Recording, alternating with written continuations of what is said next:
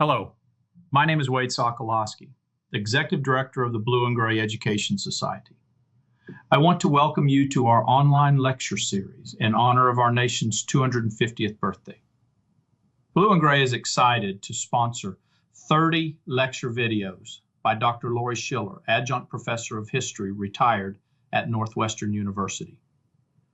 Follow Laurie as he takes us on this incredible journey to the early period of our nation's history.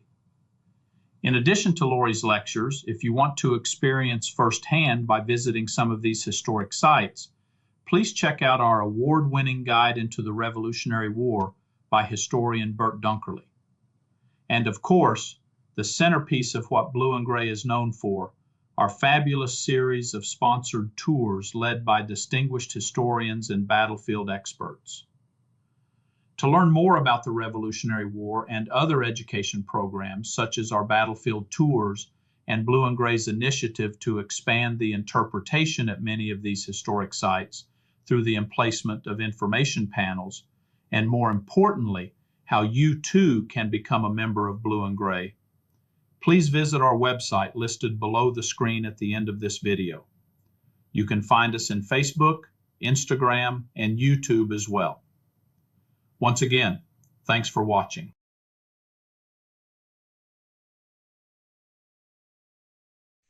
Welcome to Lecture 11, Key Developments in 18th Century War Making of the American Crisis class.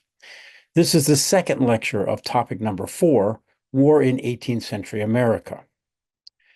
As I was saying the last time, European tactics and grand tactics were undergoing major changes between the 30 Years' War, which was 1618 to 1648, and the Napoleonic Wars of the late 18th and early 19th centuries.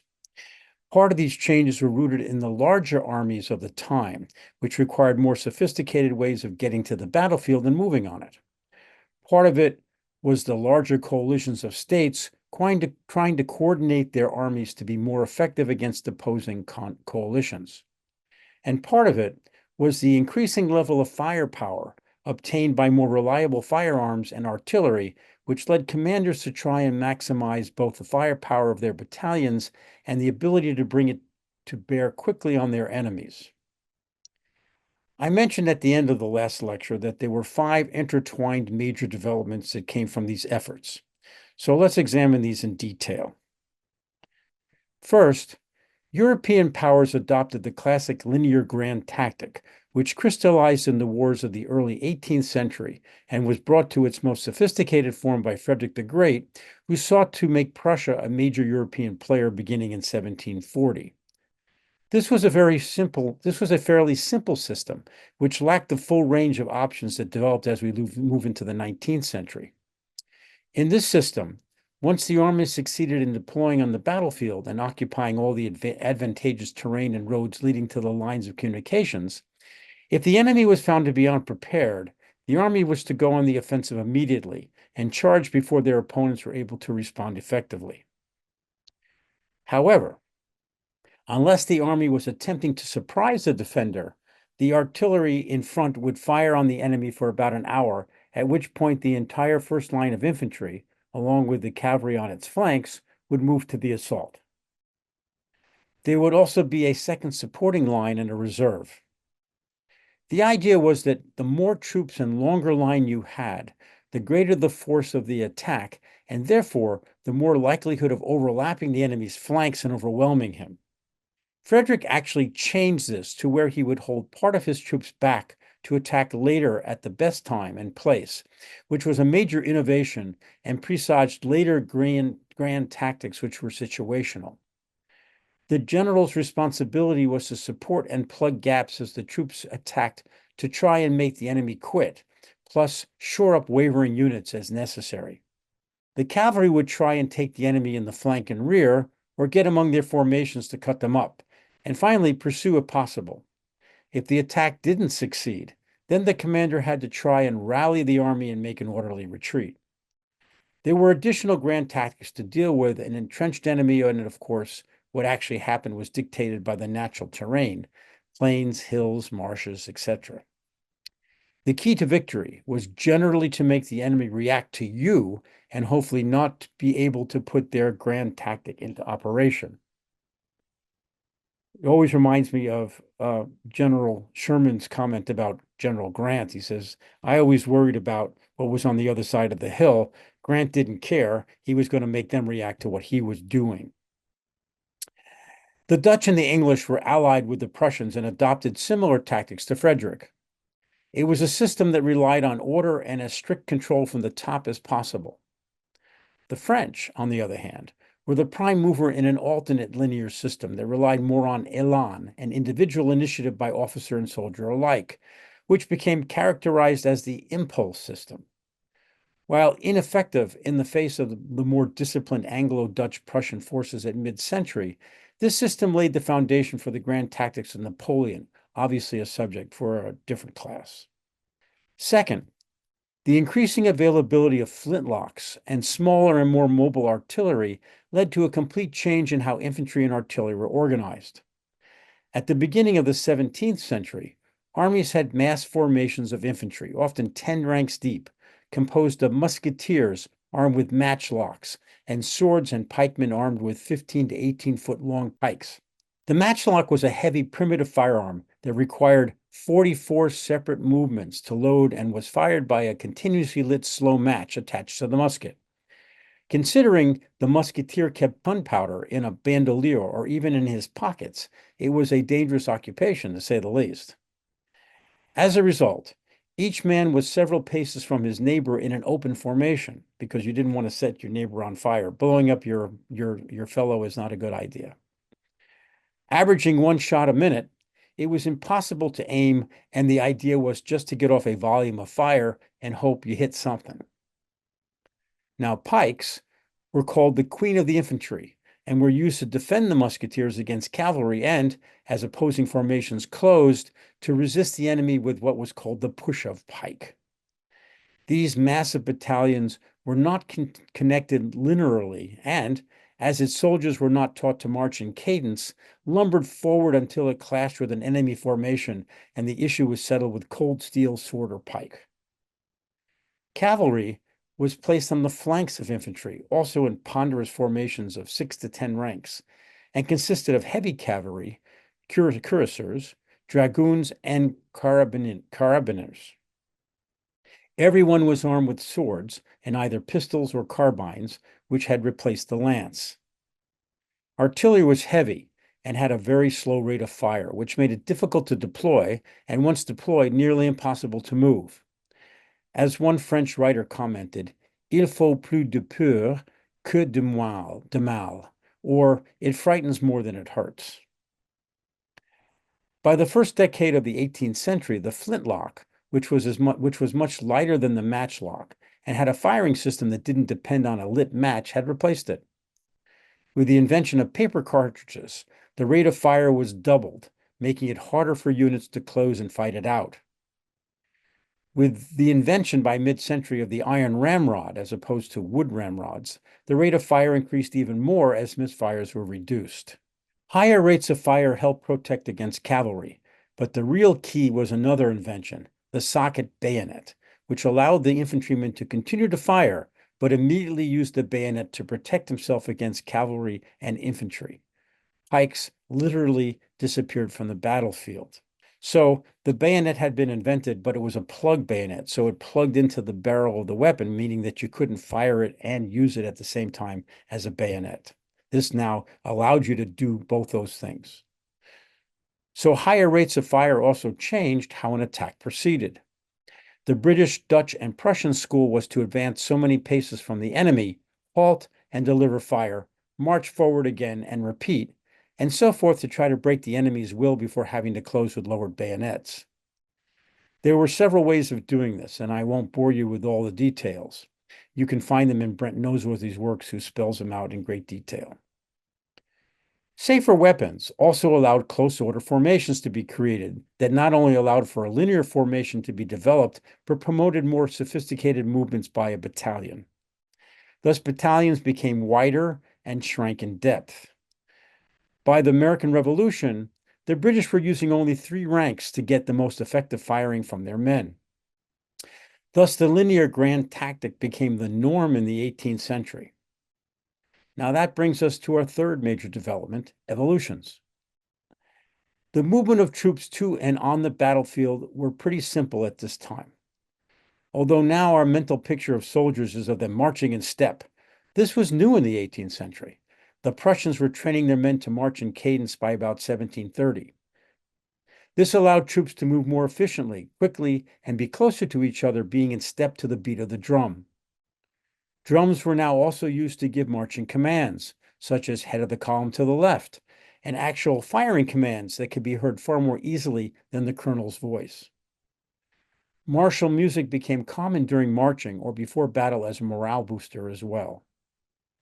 After 1740, Frederick the Great introduced a series of changes that allowed battalions to form column from line and back again much more rapidly, giving an advantage to the better trained troops.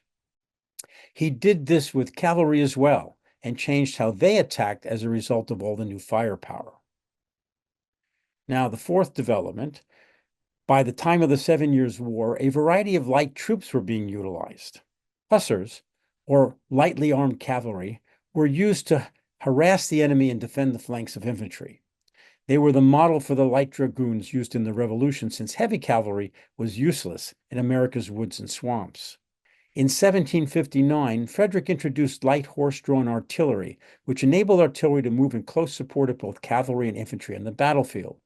Light infantry, mobile and used as shock troops, was also developed. Finally, skirmish tactics, where men in loose order would feel out in front of battalions for the enemy, were being used by the French as early as 1758 to 59. Finally, and fifth, the Prussians realized early in the 18th century that their soldiers and cavalrymen would need to be highly trained to carry out the newer patterns of firing, assault, maneuver, and so forth. They were, really, the first modern professional European army in that training and discipline became more formalized and uniform across all their forces. In addition, officers were trained to act according to a single plan. Sometimes this made them rigid, but in the mid-18th century, they were far more effective than the French, who allowed their officers far greater latitude with troops than were, quite frankly, poorly trained in modern warfare. By 1755, all the major European powers had adopted training manuals, although not all were as efficient in their methods as the Prussians, Dutch, and British. Commanders came to understand that war is unpredictable, and in this century, it became clear that training and discipline in the latest tactics could help make soldiers and officers steady and respond in ways that were effective. British Captain Bennett Cuthbertson of the 5th Foot wrote in 1768 in a book called A New System of Military Discipline, "The more confident a man is of his own capacity, with so much the greater resolution he will act. Hence, then it is that discipline becomes necessary, as well as to encourage them to a due discharge of their duty, as to prevent their being intimidated." They knew that when training broke down, as it does even with seasoned veterans, a rout would ensue, as we saw at Cowpens, amongst the British. Training and discipline could be decisive at the penultimate moment we discussed before, and by the time of the Revolution, it was standard practice for British units. Brian Noseworthy comments that scholars describe battles as if the formal, officially prescribed methods of fighting only possessed a theoretical existence and were not practiced on the field of battle, or if they were, somehow had no bearing on the outcome of the contest. In other words, that the men's training was tangential to what happened. Well, of course, there is some truth in that, and people have often said that, with the first shots, your battle plan goes to heck. But here we are really talking about grand tactics, not necessarily tactics, which represent the training of the officers and men to respond to specific battlefield situations. In fact, tactics do have a bearing as men responded as their training dictated they should to specific situations. American infantry in Vietnam would not have responded to a Viet Cong attack with a close order bayonet charge because that would have made no sense to them. But the militia at Cowpens did precisely that in the moment of victory against the Highlanders because that was what they were trained to do. How the British Army trained their recruits in the mid-18th century shows how skill in handling your weapon was now combined with skill in marching and evolutions, critical to success on the modern battlefield, a method the Continental Army tried to emulate with varying success. Although every regiment did its own training, most British units shared a uniquely British approach that set them apart from other European armies. Colonel Gentleman Johnny Burgoyne of the 16th Light Dragoons thought a just medium between the Prussian stick and the French substitution of honor instead of severity to be the surest means to bring English soldiers to perfection. British officers extensively studied the manuals of the day. Training was a search for order and regularity through discipline, but they saw their men as actively engaged with their minds and wills to the performance of their duty. The end of military training was to enforce obedience and to preserve good order, but not by breaking the recruit. Rather, it was to train him to think of himself as part of a tightly integrated unit who was willing to act in support of his comrades. This attitude was indicative of the Enlightenment education of British officers. Training went in stages. First, a corporal taught standing, walking, and marching to the recruits. A century earlier, soldiers hadn't marched in steps, but by 1776, the British recruit learned to march to the drum with the Prussian step, with stiff knees and straight legs. British regiments used 170 different drum signals, which allowed the men to respond quickly and efficiently. Other music provided unit pride and a sense of belonging. Sergeants then took over and taught the men the manual of arms, firing in formations of single, double, and finally triple ranks. Finally, the regimental adjutant took over and taught them the evolutions of troops, how to form line, column, and a square. Along the way, recruits were taught to maintain their equipment and keep a high standard of cleanliness. The British Army was especially particular in this, and they maintained a high standard of health in their camps as a result. Of course, there was also discipline, which could be quite severe, especially for desertion or mutiny. The Articles of War laid out the rules and the penalties. Courts martial were regularly held, even during the war in America, as military justice was thought to be vitally important to discipline. Forces that affected performance, as we discussed earlier, such as those that might affect the soldier's will to fight, were not consciously addressed in training manuals, although the idea of unit pride, etc., were in fact designated or designed to bolster the soldier's will. No doubt, issues of performance were discussed around the officer's mess, but we have no record of those conversations.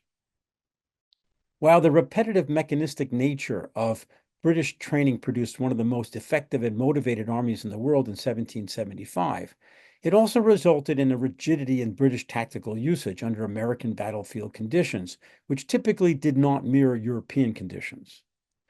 While the experience of the 7 Years' War had led Prussia's Frederick the Great to appreciate the full range of forces and dynamics at play on the battlefield, he was unique for the age, and his idea of situational tactics were not applied in other European armies until the 19th century. British tactical inflexibility was illustrated in the dogged British attacks of Breed's Hill that, while victory was eventually obtained when the Americans ran out of ammunition, that led General Henry Clinton to comment in his diary, "A few more such victories would have shortly put an end to British dominion in America." It was, in fact, the bloodiest day in the Revolution for the British Army. Washington's own training was exactly the same as the British professionals along whose side he had fought in the last war. Early on, he was intensely frustrated with the material with which he had to work. His attempt to beat the British at their own game was a complete disaster in the New York campaigns of summer of 1776. But the genius of Washington and a few subordinates such as Benedict Arnold, Daniel Morgan, and Nathaniel Greene was their ultimate ability to understand that their armies couldn't fight at the same level as the British, which meant they had to improvise, producing victory where there ought not to have been at places such as Trenton, Saratoga, Monmouth Courthouse, and Cowpens. The Continental Army's list of victories was few, but Washington and his commanders learned how to use their men to advantage and wear the British down. while the British were poor at adapting to American conditions. The Redcoats used the grand tactics and tactics they had been taught, and they often worked brilliantly, as around New York. But when they failed, their commanders failed to analyze and learn from the experience. Their letters and diaries indicated that they were literally stunned when they were defeated by what they considered to be a rabble, even if they gave credit to American pluck and bravery. They nearly always blamed the men for cowardice or not following their training well enough, not the officers for failing to understand the nature of warfare in the colonies. It is said that when Lord Cornwallis surrendered his army at Yorktown, his bands played a song called "The Whole World Turned Upside Down," and indeed, that is exactly how the British viewed it. Being defeated by the Continentals just didn't make sense, and, in fact, Cornwallis refused to meet Washington, claiming illness, and sent his second-in-command, Brigadier General Charles O'Hara, who then tried to surrender to the French commander, Comte de Rochambeau, rather than to Washington. The Comte coolly directed O'Hara across the road to Washington, who had him hand his sword to his second-in-command, Major General Benjamin Lincoln. Okay, let's begin to take a closer look at the contending armies in America, the British, their German mercenaries, and the rebel Americans. We will talk about the French, the Spanish, and Native Americans another time. On June 29th, 1776, the first of more than 100 full-rigged British ships arrived off of Sandy Hook, New Jersey, for the invasion of New York and the suppression of the colonial revolt in America. Private Daniel McCurtain of the Maryland Line said, "There were so many ships that I declare I thought all London was afloat." In the next 6 weeks, 500 transports, plus supply ships and small craft of all kinds, brought 23,000 regulars, 10,000 German mercenaries, civilian workers, and several thousand women of the army to the Newark area. Another 13,000 troops were sent to Canada. Indeed, the British were all in as of by late August. Fully 2/3 of the British Army were in the colonies, supported by 70 warships, representing half the strength of the Royal Navy.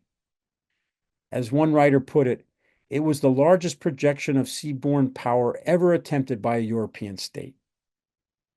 On July 1st, the British moved off the coast of Long Island, made preparations to land, waited for the American defenders to rush from Manhattan to Brooklyn, and then deftly and quickly sailed to Staten Island, where they landed unopposed. The Royal Navy and Army had thus carried out a complex amphibious landing with consummate skill, while the Americans looked like the helpless amateurs in the art of modern war that they were indeed. This was a confident, indeed arrogant, professional army which, in the last war, the 7 Years' War, 1755 to 64, had won victories on 5 continents, from Manila to Quebec, and had defeated every power that had stood against it. The army that landed on Staten Island was a veteran, modern, professional army, and every man was a long-service volunteer. Its 15 generals averaged 48 years old, with 30 years of military experience. The 43 American generals opposed to them averaged only 2 years of military service each. Even the British privates had an average of 9 years of experience, while most Americans counted only a few months of active duty. Unlike other European armies, though, while their colors proclaimed they served the king, they were in fact a creature of Parliament. A product of the public's fear of a standing army shared by the colonists and the political events of the 17th century, which produced the Commonwealth under Cromwell and the Glorious Revolution of 1688, which firmly restricted the king's power. The army operated under a law called the Mutiny Act that had to be renewed every 12 months by Parliament. The people took pride in the army's accomplishments, but kept it on a short leash. 18th century British and American society was one of inequity, and the officers of the British Army were generally aristocrats who purchased their commissions. From 500 pounds sterling for a lieutenant to 3,500 pounds sterling for a lieutenant colonel, and higher in the cavalry and the guards. The system ensured both that the officers had a stake in the system and that the system was kept firmly in the hands of Britain's governing elite. More than half of regimental colonels came from an aristocracy of 200 families, in a nation of more than 7 million people. Although they studied their military manuals with great diligence, they nonetheless conducted themselves as country gentlemen. As for the ranks, there is a persistent myth that the British Army was composed of outcasts and criminals and psychopaths. In fact, in 1776, this was an army of volunteers enlisted for life, and while there were a few felons given a choice between a rope and a red coat, the overwhelming majority were farmers, weavers, and laborers with clean records. Most soldiers were there because they wanted to be there and were proud of their unit. Every regiment had recruiting parties back in Britain recruiting. Later in the war, as recruits were harder to come by, enlistment was reduced to 3 years. Some regiments increased their bounties from the king's shilling to a golden guinea, which is 21 shillings, and the Army Press Act was enacted to stimulate voluntary enlistment. The idea was always that the British soldiers should enlist as an act of choice. We should remember that British soldiers believed in king and country and fought for those principles as hard as Americans fought for the cause of liberty. Another curious feature was that the Army was both bureaucratized and decentralized. It had one of the first global bureaucracies with specialized departments for everything from engineers to hospitals. But it was decentralized in the sense that every unit had its own traditions reinforced by the fact that they did their own recruiting. Even in the late 20th century, a British brigadier described it as a collection of semi-nomadic tribes. There is no such thing as the British Army, which is why there could never be a coup in this country. So the Army was made up of its many regiments and special battalions, every one of which was encouraged to believe that it was the absolute best at what it did. Next time, we'll take a closer look at the British Army and German mercenaries, and then the Americans in more depth.